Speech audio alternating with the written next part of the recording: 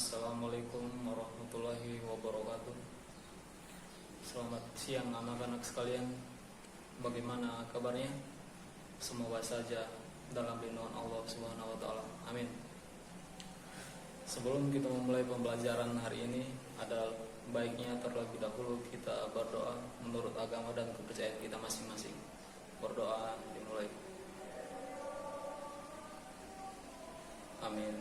Doa selesai. Baik, dalam pertemuan kali ini kita akan mempelajari tentang nilai-nilai Pancasila dalam praktik penyelenggaraan pemerintahan negara. Setelah mempelajari materi kali ini, siswa diharapkan mampu memahami sistem pembagian kekuasaan negara, menjelaskan kedudukan dan fungsi Kementerian Negara Republik Indonesia dan lembaga pemerintahan dan kementerian, serta siswa mampu menghubungkan nilai-nilai Pancasila dalam penyelenggaraan pemerintahan. Baik, sebelumnya Bapak akan bertanya, apakah di sini ada yang tahu apa itu Pancasila? Jika ada yang tahu, silahkan berikan jawaban Anda di kolom komentar. Pancasila merupakan jiwa seluruh rakyat Indonesia yang dijadikan sebagai pandangan hidup bangsa. Oleh sebab itu, penyelenggaraan negara harus didasari oleh nilai-nilai Pancasila, yaitu nilai ketuhanan, nilai kemanusiaan, nilai persatuan, nilai kerakyatan, dan nilai keadilan. 5 sila dalam Pancasila merupakan satu kesatuan utuh dalam praktik penyelenggaraan pemerintahan. Mengabaikan satu sila saja berarti mencabik tujuan negara. Yang pertama di sini adalah nilai sila ketuhanan yang Maha Esa. Sila pertama ini mengandung nilai bahwa negara Indonesia adalah pewujudan tujuan manusia sebagai makhluk Tuhan yang Maha Esa. Tujuan tersebut meliputi penegakan nilai-nilai kemanusiaan, menjadikan agama sebagai basis membangun persatuan dan kedamaian, menghargai perbedaan secara demokratis, dan berupaya mensejahterakan kehidupan sesama. Melansir dari bahan ajar Kemendikbud, nilai-nilai penyelenggaraan sila pertama dalam pemerintahan meliputi: yang pertama ada pengakuan adanya kuasa prima, yaitu Tuhan yang Maha Esa. Yang kedua, menjamin penduduk untuk memeluk agama masing-masing dan beribadah menurut agamanya. Dan yang ketiga adalah tidak memaksa warga negara untuk beragama, tetapi diwajibkan memeluk agama sesuai hukum yang berlaku. Dan nilai yang kedua adalah nilai sila kemanusiaan yang adil dan beradab. Sila kedua memuat amanat bahwa seluruh manusia diperlakukan sesuai dengan harkat dan martabatnya sebagai makhluk ciptaan Tuhan yang sama derajatnya, sama hak dan kewajibannya, dan tanpa membeda-bedakan agama, suku, ras, dan golongan. Berikut ini adalah nilai-nilai penyelenggaraannya. Yang pertama adalah menempatkan manusia sesuai dengan hakikatnya sebagai makhluk Tuhan. Yang kedua, menjunjung tinggi kemerdekaan sebagai hak segala bangsa. Dan yang ketiga, mewujudkan keadilan dan peradaban yang tidak lemah. Hal ini berarti bahwa yang dituju masyarakat Indonesia adalah keadilan dan peradaban yang tidak pasif, yaitu perlu pelurusan dan penegakan hukum yang kuat jika terjadi penyimpangan, karena keadilan harus direalisasikan dalam kehidupan bermasyarakat. Yang selanjutnya yaitu nilai sila persatuan Indonesia.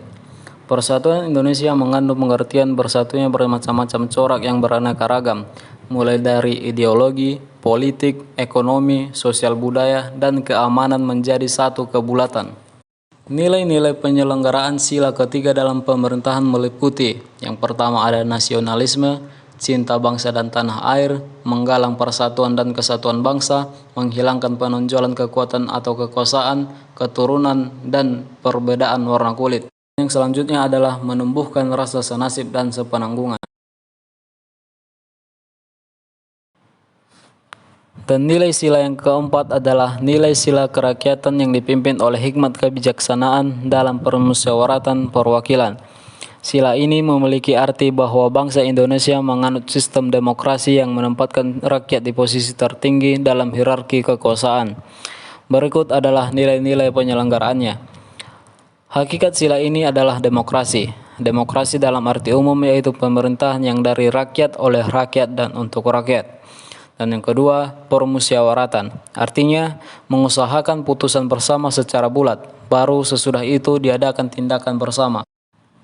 Dalam melakukan putusan diperlukan kejujuran bersama. Hal yang perlu diingat bahwa keputusan bersama dilakukan secara bulat sebagai konsekuensi adanya kejujuran bersama. Perbedaan secara umum demokrasi di negara barat dan di negara Indonesia yaitu terletak pada permusyawaratan rakyatnya. Dan nilai yang terakhir adalah nilai sila keadilan sosial bagi seluruh rakyat Indonesia. Keadilan berlaku untuk semua masyarakat Indonesia di segala bidang kehidupan. Nilai-nilai penyelenggaraan sila kelima dalam pemerintahan yaitu: yang pertama ada kemakmuran yang merata bagi seluruh rakyat dalam arti dinamis dan berkelanjutan.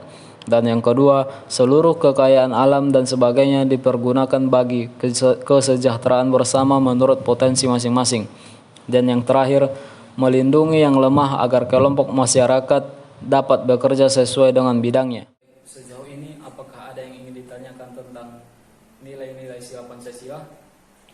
Jika ada yang ingin bertanya, silahkan tanyakan di kolom komentar. Kita akan membahas tentang sistem pembagian kekuasaan negara.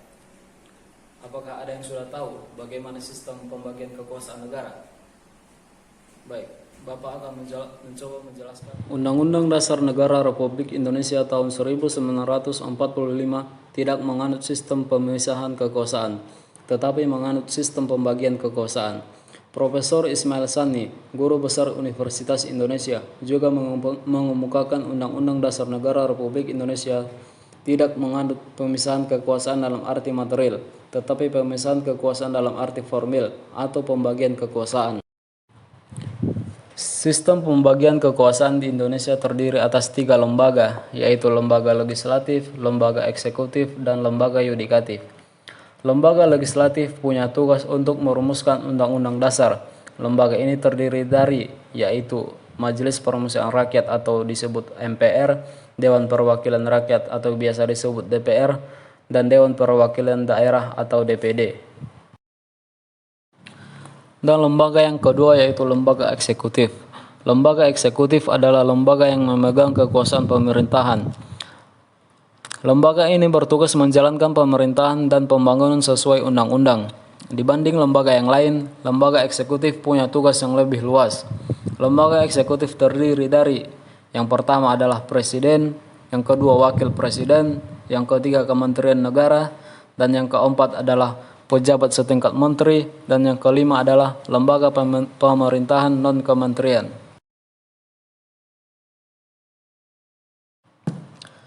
Dan lembaga yang ketiga adalah lembaga yudikatif. Lembaga yudikatif punya tugas untuk menyelenggarakan peradilan untuk menegakkan hukum dan keadilan. Lembaga ini terdiri dari: yang pertama adalah Mahkamah Agung atau MA, dan yang kedua adalah Mahkamah Konstitusi atau MK, dan yang ketiga adalah Komisi Yudisial atau yang biasa kita dengar dengan KY. Ketiga lembaga negara di Indonesia tidak dipisahkan secara mutlak, tetapi antara lembaga satu dan lainnya terdapat hubungan kekuasaan dan keterikatan. Sistem ini sangat dipengaruhi oleh teori trias politika dari Montesquieu, tetapi dalam pelaksanaannya tidak diterapkan secara murni dan mutlak. Adanya dinamika dalam kehidupan ketatanegaraan di Indonesia mengakibatkan sistem pembagian kekuasaan negara juga mengalami perkembangan. Dalam sistem pembagian kekuasaan di negara Republik Indonesia, kekuasaan negara dibagi dalam 4 lembaga negara, yaitu lembaga legislatif, lembaga eksekutif, lembaga yudikatif, dan lembaga eksaminatif. Baik, sejauh ini apakah ada yang ingin ditanyakan tentang sistem pembagian kekuasaan negara? Jika tidak ada, mari kita lanjutkan ke slide berikutnya. Kedudukan dan fungsi Kementerian Negara Republik Indonesia dan lembaga pemerintahan non-kementerian. Kementerian Negara Republik Indonesia. Sistem yang dianut negara kita adalah sistem pemerintahan presidensial. Dalam sistem pemerintahan presidensial, kedudukan presiden sangat kuat, dikarenakan dia merupakan kepala negara sekaligus sebagai kepala pemerintahan. Dengan demikian, seorang presiden mempunyai kewenangan yang sangat banyak. Tugas presiden dan wakil presiden. Dalam melakukan tugasnya, presiden dibantu oleh seorang wakil presiden yang dipilih bersama dengan melalui pemilihan umum, serta membentuk beberapa kementerian yang dipimpin oleh menteri-menteri negara. Menteri-menteri negara ini dipilih dan diangkat serta diberhentikan oleh presiden sesuai dengan kewenangannya. Kementerian Negara Republik Indonesia mempunyai tugas menyelenggarakan urusan tertentu dalam pemerintahan di bawahnya dan bertanggung jawab kepada Presiden dalam menyelenggarakan pemerintahan negara. Di dalam pasal 17 ayat 3 Undang-Undang Dasar Negara Republik Indonesia tahun 1945 menyebutkan bahwa setiap menteri membintangi urusan tertentu dalam pemerintahan. Dengan kata lain, setiap kementerian negara masing-masing mempunyai tugas sendiri. Lembaga pemerintahan non-kementerian. Selain memiliki Kementerian Negara Republik Indonesia juga memiliki lembaga non-kementerian atau biasa disingkat dengan LPNK yang dahulu namanya Lembaga Pemerintahan Non-Departemen. Lembaga pemerintahan non-kementerian merupakan lembaga negara yang dibentuk untuk membantu Presiden dalam melaksanakan tugas pemerintahan tertentu. Lembaga pemerintahan non-kementerian berada di bawah Presiden dan bertanggung jawab langsung kepada Presiden melalui menteri atau pejabat setingkat menteri yang terkait. Keberadaan lembaga pemerintahan non-kementerian diatur oleh Peraturan Presiden Republik Indonesia, yaitu Keputusan Presiden Republik Indonesia Nomor 103 Tahun 2002 tentang kedudukan atau fungsi kewenangan susunan organisasi dan tata negara lembaga pemerintahan non-kementerian. Cukup sekianlah penjelasan dari saya. Mohon maaf apabila ada kesalahan.